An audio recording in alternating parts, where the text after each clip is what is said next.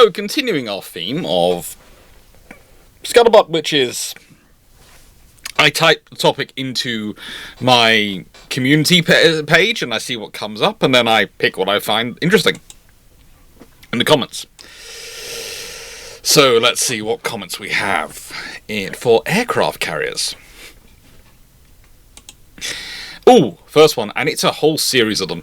And I did actually want to do the whole series because I just found all three were right next to each other and were very much of a sort of similar theme. So I thought, well, I'll answer them all, because, broadly speaking, the answer for one is the answer for all.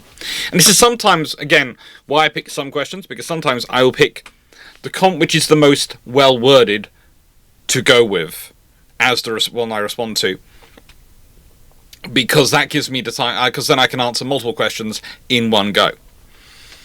And especially if there's been a lot of comments on a similar subject in our video.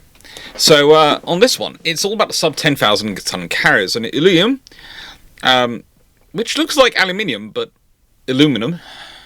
I've always wondered, what if the IJN got the sub 10,000 ton carriers?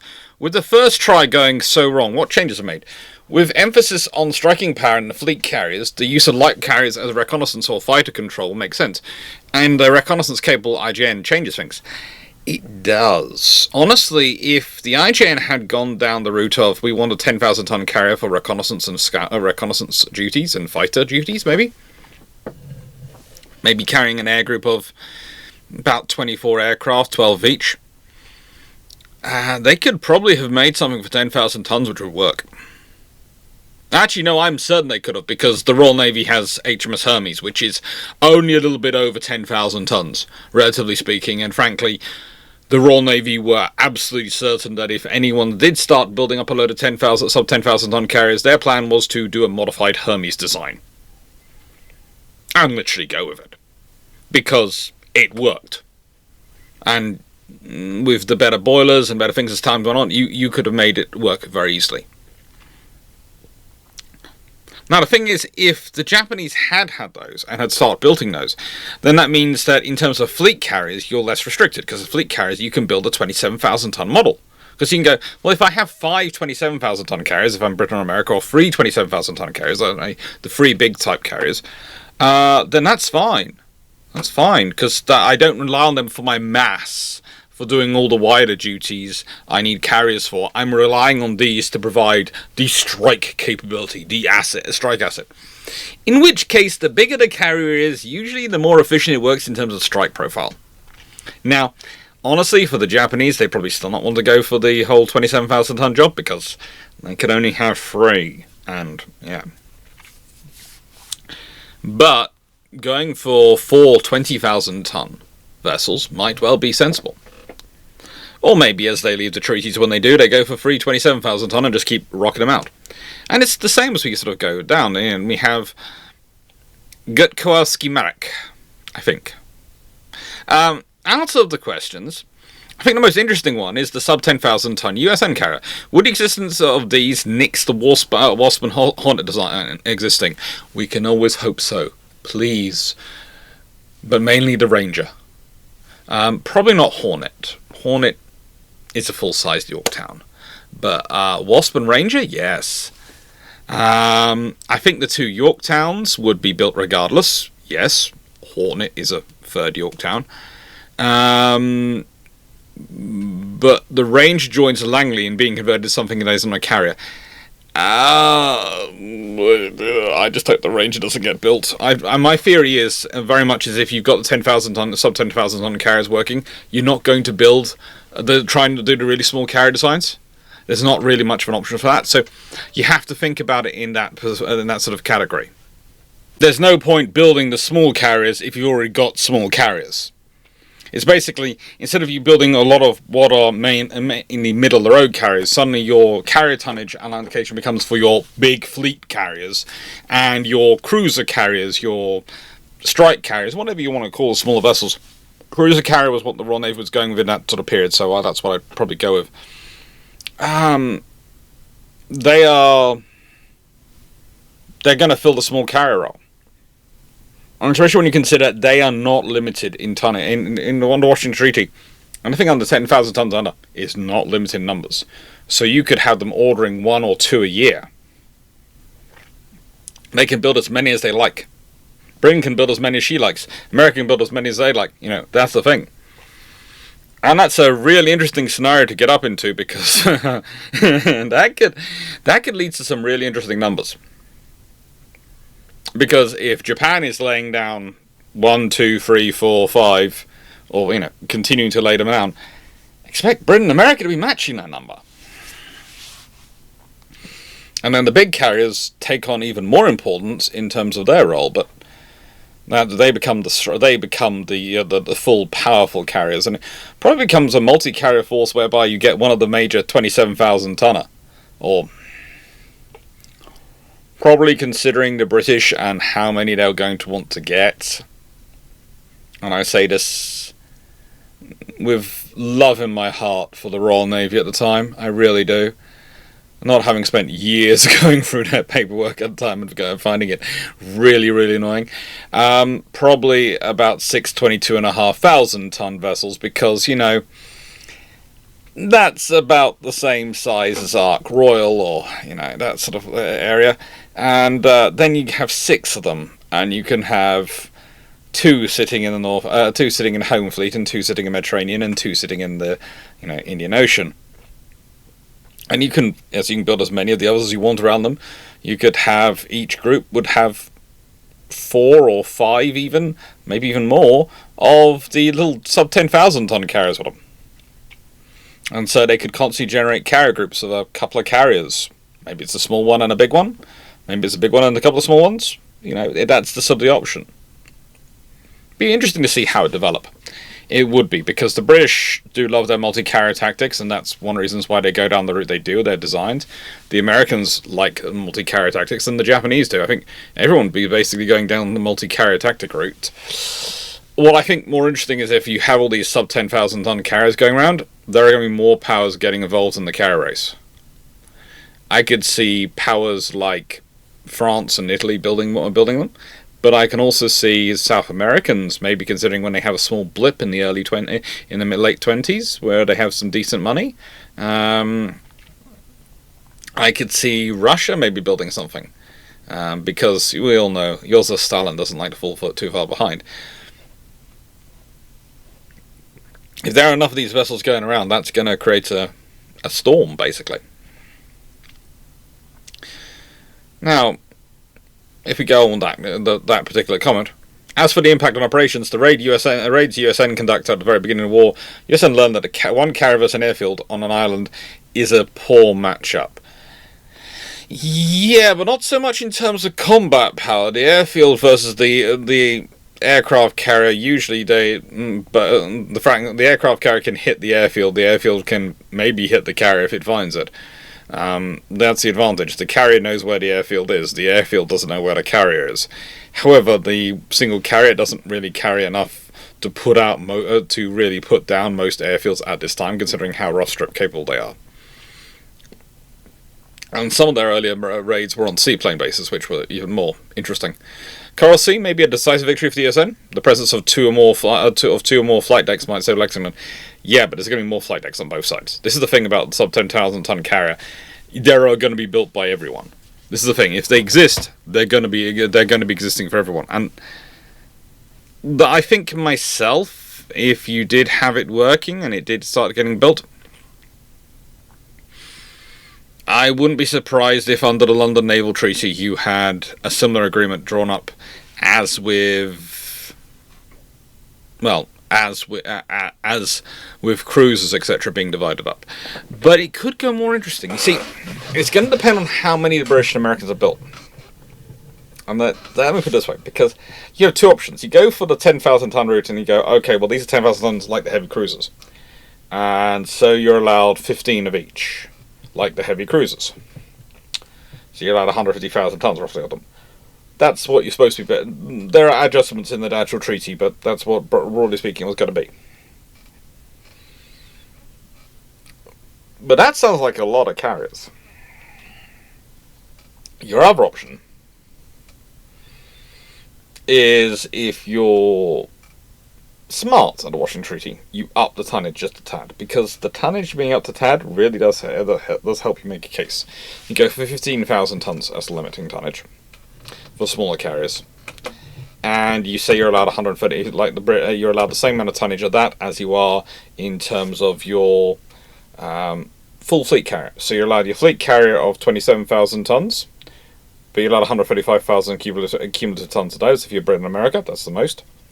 And you're allowed 15,000 tons for your light carrier. You know, heavy cruiser, heavy cruiser, light cruiser, fleet carrier, light carrier, heavy carrier, light carrier. Maybe they go with, and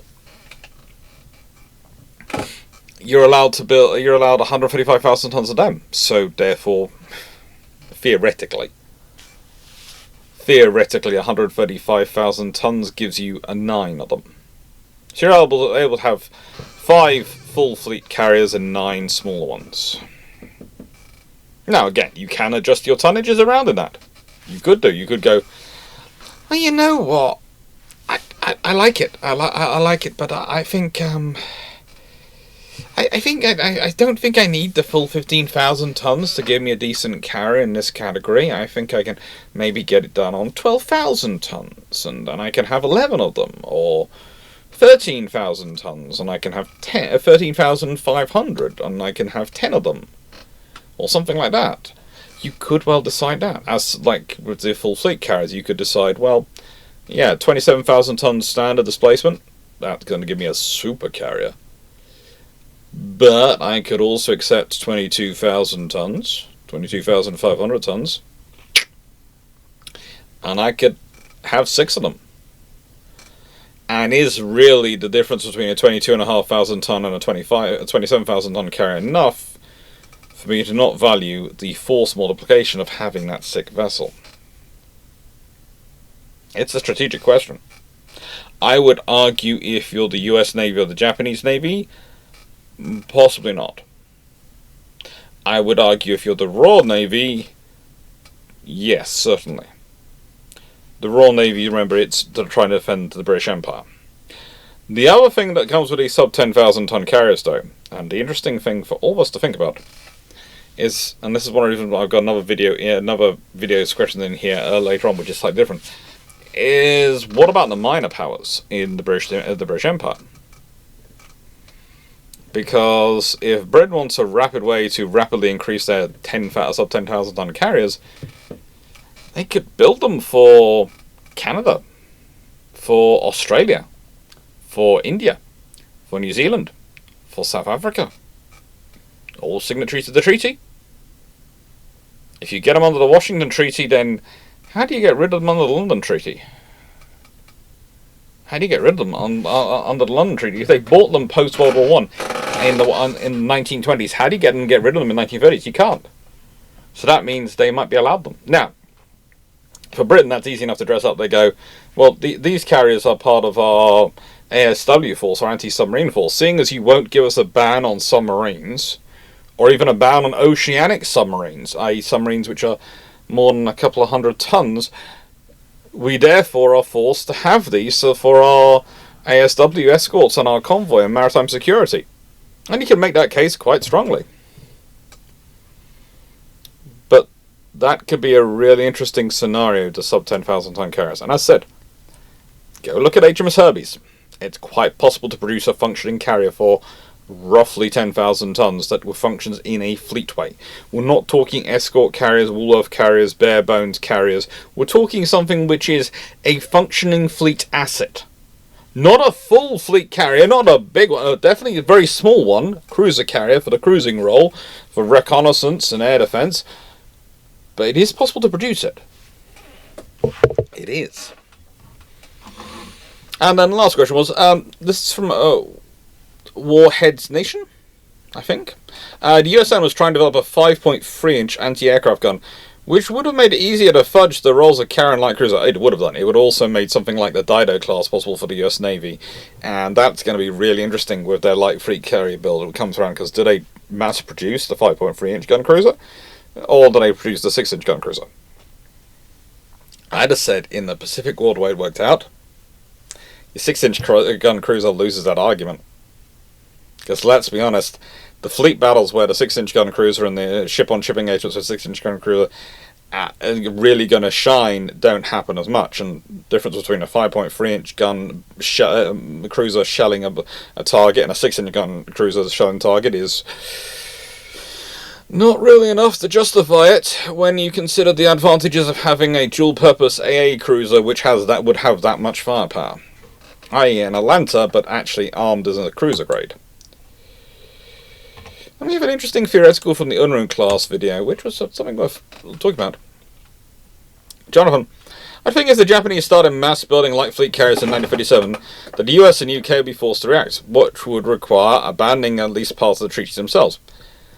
I'm not sure. By 1937, the cumulative limits have been dropped in the Second London Naval Treaty, so theoretically they don't need to abandon the cumulative limits. So, as there's no cumulative limits to abandon, they just need to not build anything which is bigger than the individual ship limits. The US has the industrial capacity to at least theoretically pull the 2 Ocean Navy carrier order forward and just start the Essex War a few years earlier. They'd have to actually build the infrastructure. They could do it. I'm not saying they can't. They just have to actually build the infrastructure. And that means if you're building the infrastructure, you are going to not be building other pieces of infrastructure. So that's the thing. If you're building that infrastructure, you're not building the other infrastructure. You have to remember, infrastructure and construction capacity is a cumulative thing which grows sort of in a curve. And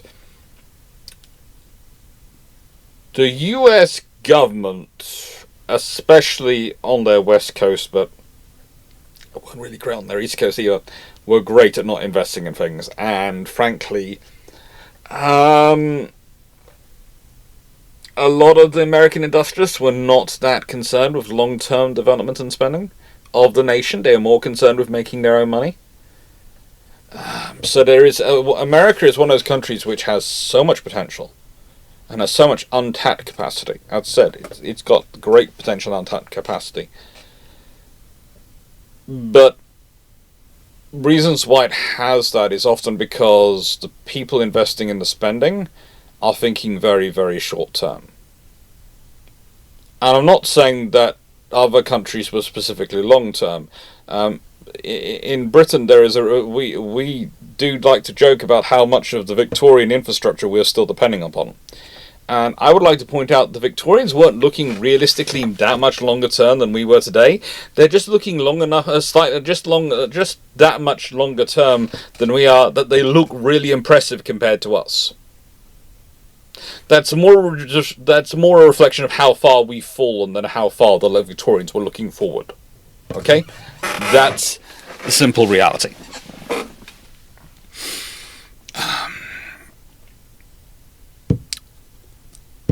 Frankly, even if the US does, this is from the comment again, the US does decide to design a light carrier, they'll probably start by ordering several additional Yorktowns to bridge the gap, as it'll take time to design work on a light carrier design or conversion.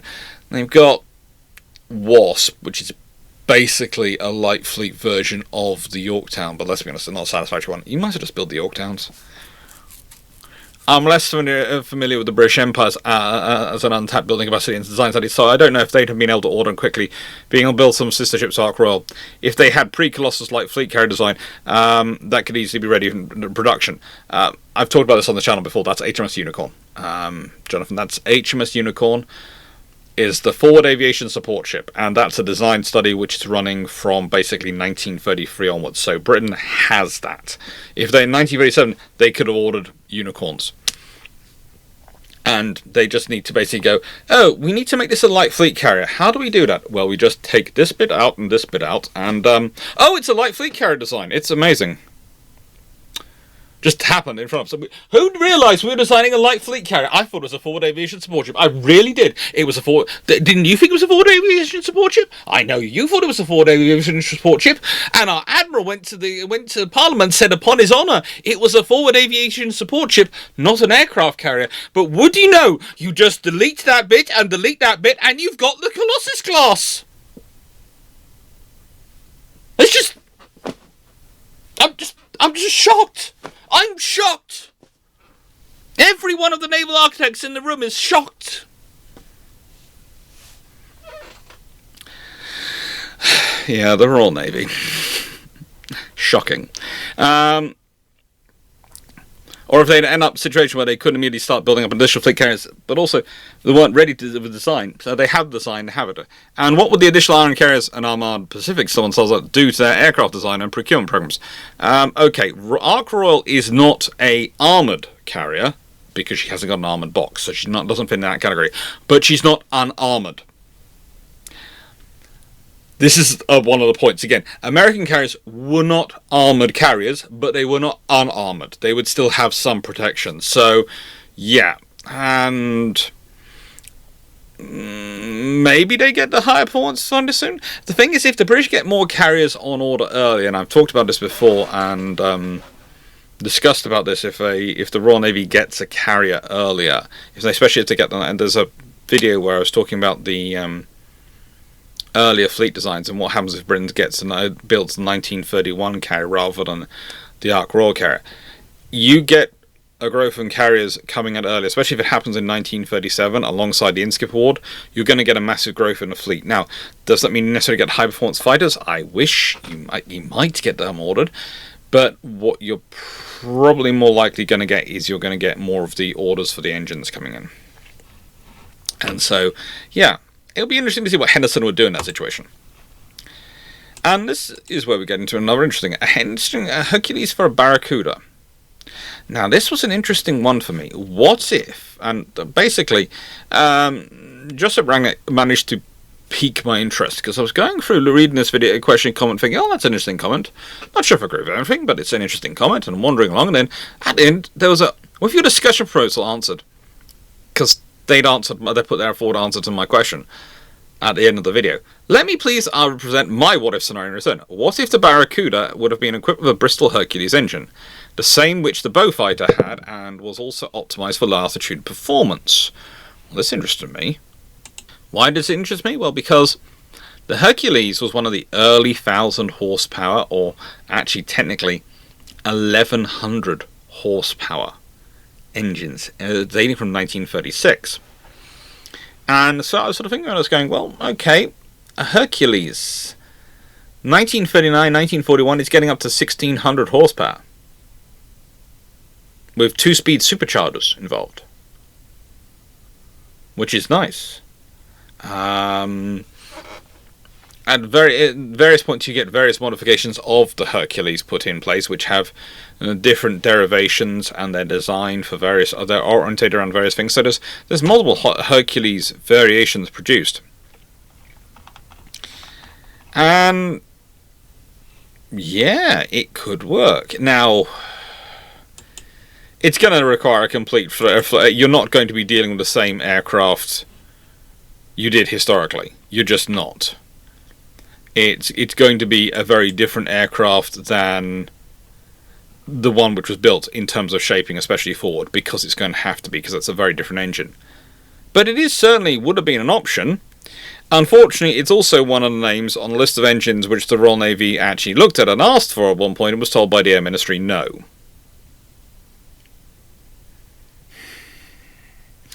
Basically, the requirement for the Air Ministry was, oh no, that we're using all that engine supply. We're using all the supply of that engines. We're using the supply of that engines.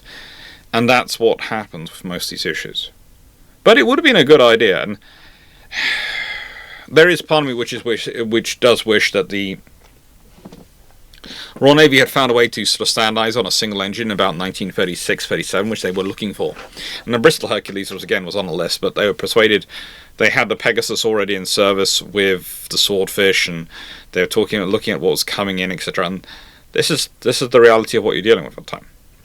It's a political nightmare. That's the problem. Or it's politics. It's not national service. It's not doing the best for your nation. It's politics, and it's not even inter-service politics. It is quite literally one of the arguments I have seen put forward, and this was put forward by someone at the time who was not in the Royal Navy, not in the Royal Air Force, not in the Army. He was a journalist. And a few years ago I was reading his papers, because his papers were connected with historians' papers I was looking at. And he believed what was happening was the fact that the Air Ministry was now dominated by the bomber faction in the Royal Air Force. They were just one of the factions. They managed to take over the Air Ministry. They managed to capture the Air Ministry, in his opinion. And they were one of the reasons why it was so difficult for things like the Fleet Air Arm, like Coastal Command or anything else to get any work, because they saw that if they had any successes, though they believed they would be short-term successes, they could be used to undermine them, and they really needed all the effort to go into bombers because they ultimately believed the bomber was the vital thing. And he's actually sympathetic to their cause in a way, because he's going, if they prove right and the bomber is the decisive tool that always gets through and wins wars, they are doing the right thing. But they are gambling everything on this. And it was an interesting bit to read, because it was someone who had been involved in World War One, and now a journalist. And you're reading his papers and you're going, yeah. And you may know gambling as well, because I know how you died, but we'll leave that one side. His papers were interesting. World wars are about force generation. Now, this comes from a video which was Flagships for Dominions. What if the 1922 Washington Naval Treaty gave the Dominions flagships? This was the interesting thing with the sub-10,000 ton carriers, because that's another way for them to go for flagships. Because an aircraft carrier, even if it's a sub-10,000 one, is going to be a big status asset for a smaller power. When talking about all this, suddenly I thought, hang on, I went down a battlecruiser route, which was sensible, and was really what the question that had been asked by the patron was leading towards. But I could have gone down the carrier route. And I kicked myself for not having done that, because that would have been such a fun route to go down. Anyway, the whole point about this is, MC Legend 13 is talking it through and is going through the various options, and is going, well, you end up with a lot of additional force wandering around. That means that Force Z, if it's deployed, could be mostly from Pacific active forces. And it could be. But here's the thing, you could also have a lot less damage done to your forces overall.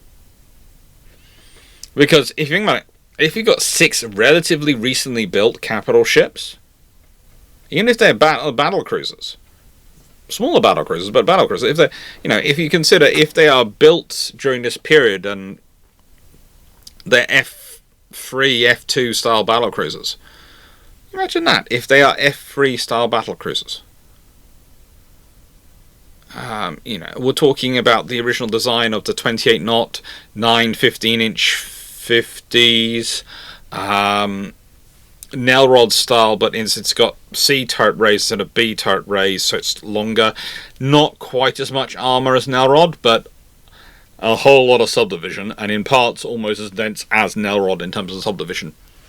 But pretty fine design. If you've got 6 or some of those wandering around the world, that's going to change some things, because, yeah, they're still battle cruisers.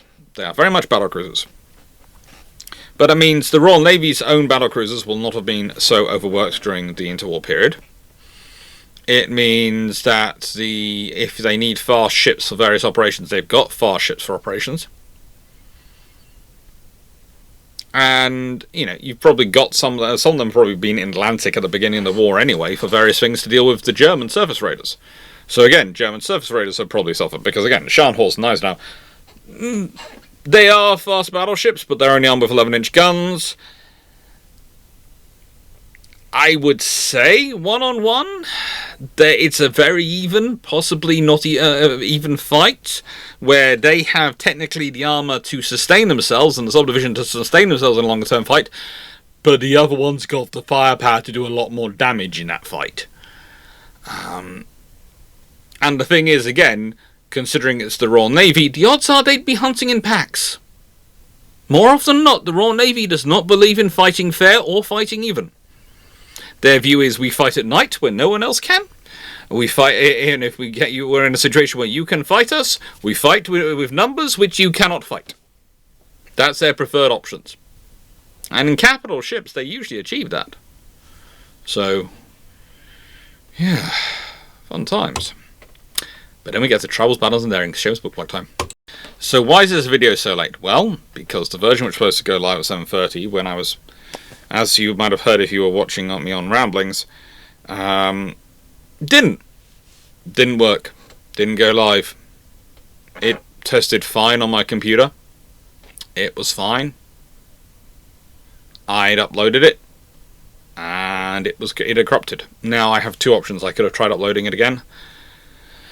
I decided to re-record and upload again a new one. I've had that happen to me a couple of times recently with YouTube. I haven't changed anything I'm doing, but I am wondering about my editing software. I am wondering if maybe there's something going on. Maybe it hasn't updated or something. Most of them have gone through though fine, so it might be nothing. It might be just me overthinking things. And it might just be the gremlins of the ethereal computerish world going on at me. Who knows? But yeah, any idea, any suggestions for reasonable editing software, especially software which can work, editing software which can work with green screens and multiple cameras? Because I've got some ideas coming up for various videos which involve green screens and which involve maybe me having a head cam, maybe me having a probably going to be a desk camera, one of those overhead projector cameras. Sort of style things, to look at the books when I'm reading the books to you, because I realise in the book when I'm reading the books, in terms of doing the book reviews, it's a lot of me looking down, looking here, reading the book, and you're all there, and you just get the top of my head of me reading it. And I know that's not really good. So what I'd like to do is I'd like to have the book projected up on the screen, like I've got the slide here. So you'll see I'll be reading it, and it'll be up here, sort of thing. But we'll see. That's going to take some money. But we're doing well. I'm going to be sitting down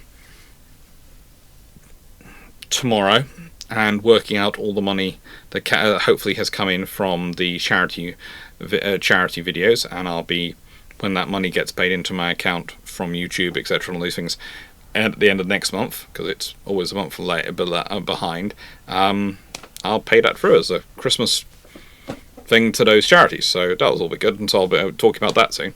But thank you for all your support. Thank you for liking, sharing, subscribing, helping the channel grow, all the things you do. Thank you. Now, here is a comment from actually the Azumo class video. Jizao? JYZOW? Thank you for being a subscriber, a channel member, and rdavis43 both had some comments here. 12. A carrier is about one of the few ships at sea which could probably actually reload its VLS at sea. In addition to the other reason you raised, there's also the small factor of just how massive modern aircraft carriers are. Also makes me wonder about the viability of VLS armed battleships. How many cells would fit into one of the primary barbettes? That's the interesting thing, and Davis carries on. Had the same thought about VLS equipped battleships, and I went to the magazines under where the VLS would go, so weapons float is an ideal. The interesting thing is, I think a lot of the modern discussion about battleships, etc., is a realization that if you want to build something which can actually reload VLS at sea, or can have the ability to reload missiles at sea generally, you're going to need to build bigger assets than we've been building for the last few years. You're going to need to build something bigger. If you look at some of the discussions that have been had around these assets, I think one of the reasons why they've jumped, I've got two reasons in my head why they've jumped to battleship from destroyer and frigate. One, cruisers are still considered imperial and bad, and so they don't do it. And two, all modern ships are to an extent cruisers. Because in the peacetime, their role is very much the cruising role of what the traditional cruiser used to do. Just look at what their role profiles are in peacetime. They are doing what the cruisers used to be doing in peacetime. That's what the cruising role was, what frigates used to do. They'd go a-cruising, and occasionally you'd have a fourth-rate or a third-rate go a-cruising when you needed something to turn up to go, "Excuse me!" The frigate turns up, goes, "Hello, hello," and then the third rate turns up, goes, "Excusez-moi, s'il vous plaît." Oh, you don't want to speak French? That's good. Decided that all with more Gans present, you prefer to speak English. That's wonderful. Yeah. Gunboat diplomacy was rarely done actually with boats. It was usually done with very large ships with lots of guns. But we'll leave that to one side. Yeah, larger ships can reload their VLS cells. This is the advantage of them. We'll see what happens, what actually happens as time goes on, but it's an interesting debate to get into. It is an interesting debate to get into and think about. And then we have this lovely discussion here going on. And this was... Again, I picked out a series of free discussions because, well, I can. Even though I realise that for you all, it's from the Lexington class video. It's from the High Seas Fleet It Doesn't Scuttle video, talk about the Lexington class.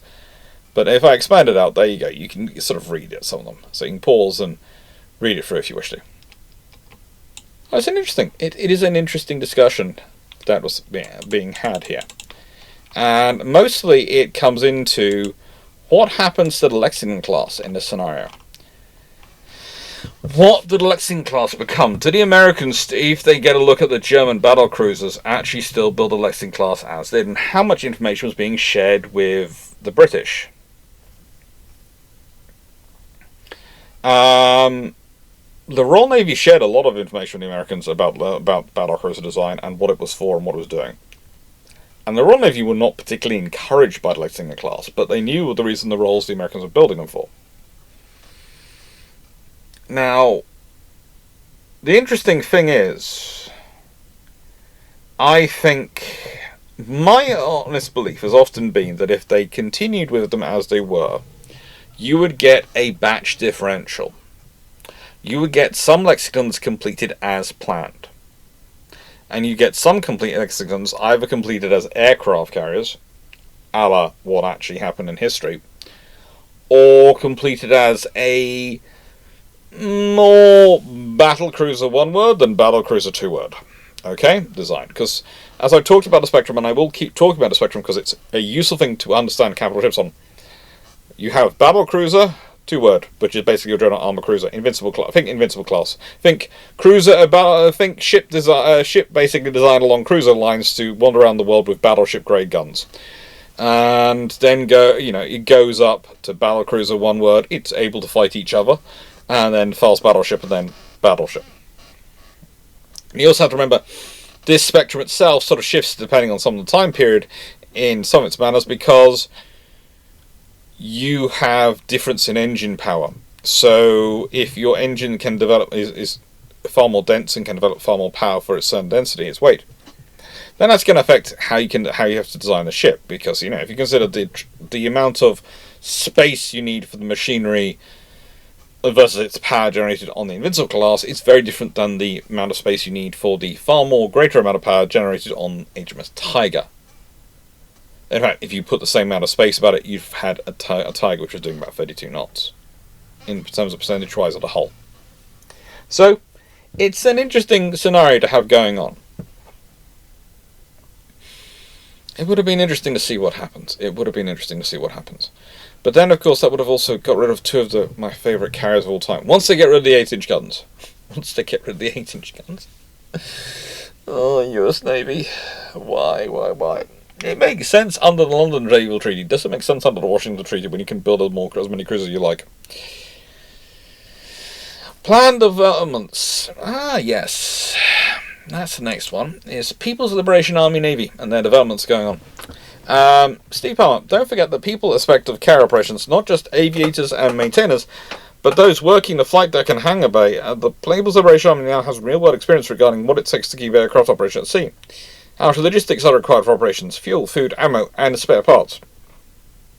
How many and what type of escorts are ideal? I would say they have ideas about these things, but they're open to changing them and developing them. And they are working through them. It'll be interesting to see. It will be interesting to see what they produce. It'll be interesting to see how they produce it as well. I think the plan to me is a Navy which is hungry for information. And they are really hungry to learn. And they have been putting a lot of effort into learning. So it'll be interesting to see what happens what comes about over the next few years, what they build up capability-wise. It will really be interesting to see that. And then we have design history, which is the last one for today. So we had literally, I thought this was going to be a longer video than this is. But it isn't. Oh. Gorky. And, hi, this isn't related to the post, but can I ask a question? There's a man named W.A.D. Forbes who was deeply involved in designing British aircraft carriers Ark Royal during the war period. Is his real name William Archibald Davidson Forbes? I looked up information about him, but it's all abbreviated to W.A.D. If you know anything about him, please let me know. Yes, it is. Yes, it is W.A.D. Forbes. Yes, that is William Archibald Davidson Forbes, and he's another one of the names which sort of are just below Goodall and Henderson in terms of their rank in the Navy, and are producing all sorts of interesting things and working all sorts of things when it comes, and in their value in the Navy, I'd say, in producing the carrier program, the things they're working through. They do a lot of interesting stuff. In fact, Forbes is really the one who's directly responsible for overseeing the carrier department at certain points.